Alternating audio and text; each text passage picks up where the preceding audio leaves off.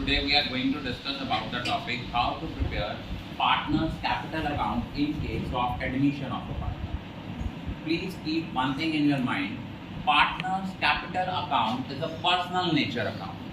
The transactions appearing on the credit side of partner's capital account will result in increase in the balance of partner's capital, and items which appear on the debit side of the partner's capital account will result in decrease in the balance of partner's capital. तो partners capital की हमारी दो side होती हैं, one is credit another is debit. जो transaction partner capital account की credit side पे आती हैं वो हमारा कैपिटल बैलेंस इंक्रीज करती हैं, और जो ट्रांजैक्शन हमारे पार्टनर्स कैपिटल अकाउंट की डेबिट साइड पे आती हैं वो बैलेंस ऑफ पार्टनर्स कैपिटल को क्या करती हैं, रिड्यूस करती हैं। अब in case of admission of a partner हम लोगों ने पार्टनर्स कैपिटल अकाउंट कैसे बनाना है वो हम लोग फॉर्मेट डिस्कस करेंगे। फॉर्मेट के बाद हम इनके फुल फ्लेज क्वेश्चंस करेंगे। अब जो फॉर्मेट है वो जर्नल फॉर्मेट है, हम इसमें डिफरेंट केसेस जो हैं वो डिस्कस करेंगे। Partners capital account, suppose there are two partners, one is X another is Y, they agree to admit Z। अगर उन्होंने Z को एडमिट किया तो हो गए तीन partner, that is X, Y and Z। X, Y and Z। अब एक चीज याद रखना, फर्स्ट ऑफ ऑल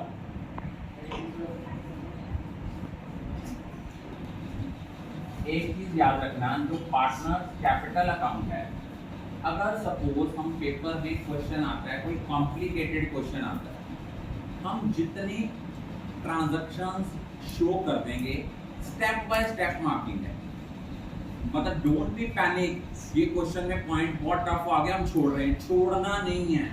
सीबीएसई में मार्क्स लेने का सबसे पहला क्राइटेरिया एक चीज दिमाग में रखनी है, don't leave any question unattempted. जो क्वेश्चन जितना आता है जैसे आता है उसको आपने अटेम्प्ट जरूर करना है।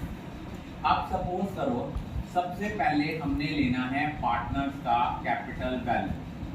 बैलेंस कैसा लेना है, by balance brought down as per balance sheet.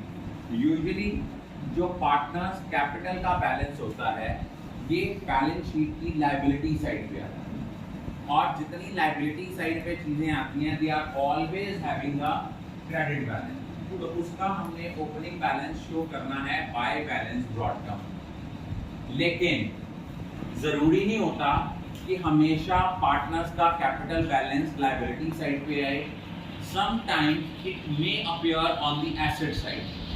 अगर मान लो किसी पार्टनर का ओपनिंग बैलेंस बैलेंस शीट में एसेट साइड में है तो ये आएगा टू बैलेंस ब्रॉट डाउन। ये कब आना है, only if balance appears on debit asset side.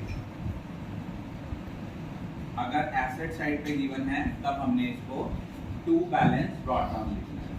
As I have already discussed with you कि हम लोग क्या करते हैं, जो ट्रांजैक्शन पार्टनर के कैपिटल अकाउंट की क्रेडिट साइड पे आती हैं these will increase the balance of partners capital। अब देखो कौन कौन सी ट्रांजैक्शन हैं। सबसे पहला है जब कोई नया पार्टनर आता है वो कैपिटल तो लाएगा ही लाएगा बाय कैश और बैंक। ये क्या है, capital contribution by new partner. उसके बाद नेक्स्ट स्टेप क्या होता है, अगर तो रीवैल्यूएशन का प्रॉफिट है तो एंट्री आएगी बाय रीवैल्यूएशन अकाउंट।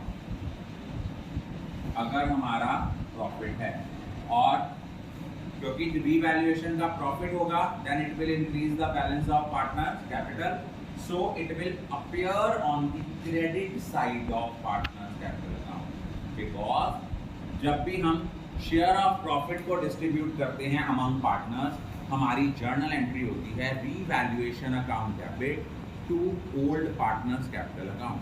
अब आपके माइंड में क्वेश्चन अराइज होगा कि सर हमने ओल्ड पार्टनर की कैपिटल को क्रेडिट क्यों करना है?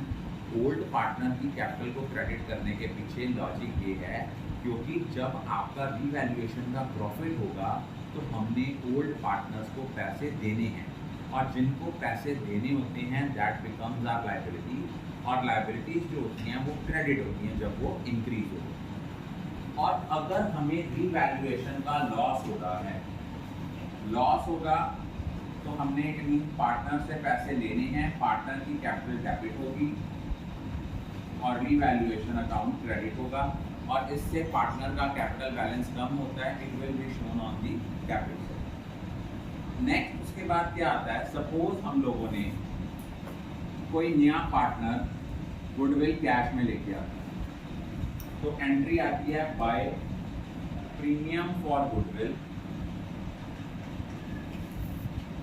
इसको हम दोनों सैक्रिफाइसिंग पार्टनर्स में डिस्ट्रीब्यूट करते हैं इन सैक्रिफाइसिंग रेशियो। जरूरी नहीं होता कि सारे के सारे ओल्ड पार्टनर सैक्रिफाइस करें। हम लोगों ने प्रीवियस लेक्चर में डिस्कस करा था, हो सकता है किसी एक पार्टनर को सैक्रिफाइस करे, हो सकता है एक सैक्रिफाइस करे एक गेन करे। तो उसके बाद अगर मान लो नया पार्टनर गुडविल कैश में नहीं लेके आता तो हम क्या करते हैं, उसके करंट अकाउंट को डेबिट करते हैं, बाय सीज करंट लिखते हैं। If new partner does not bring goodwill in cash, अगर कोई आपके अकमुलेटेड प्रॉफिट्स हैं या रिजर्व हैं, इससे भी पार्टनर का कैपिटल बैलेंस इंक्रीज होता है। Even it will be shown on the credit side and it will be a question among old partners and old. अगर मान लो प्रॉफिट एंड लॉस का कोई बैलेंस दिया है on asset side, it means it's a fictitious asset, इसको हम partners capital की debit side पे शो करेंगे और डिस्ट्रीब्यूट करेंगे among old partners in old. एक चीज और याद रखना, अगर कोई आपके फिक्टिशियस एसेट्स हैं, बेसिकली पार्टनरशिप में हमने 3 फिक्टिशियस एसेट्स जो हैं वो मेनली डील करते हैं। One is advertisement suspense, second is profit and loss account का debit balance and third is deferred revenue expenditure. अगर पुरानी बैलेंस शीट में इन तीनों में से कोई फिक्टिशियस एसेट एग्जिस्ट कर रहा है उसको हम राइट ऑफ करेंगे among old partners in old rate. अब फिक्टिशियस एसेट जब राइट ऑफ करने हैं उससे पार्टनर्स का कैपिटल बैलेंस क्या होता है, रिड्यूस होता है। और जब भी पार्टनर का कैपिटल बैलेंस रिड्यूस होगा क्या होगा, पार्टनर का कैपिटल अकाउंट डेबिट होगा और फिक्टिशियस एसेट जो है उनको हम क्रेडिट करेंगे। सपोज हमें दिया हुआ है एडवर्टीजमेंट सस्पेंस, हमें दिया है डेफर्ड रेवेन्यू एक्सपेंडिचर, जो गुडविल ऑलरेडी अपीयर कर रही है उसको हम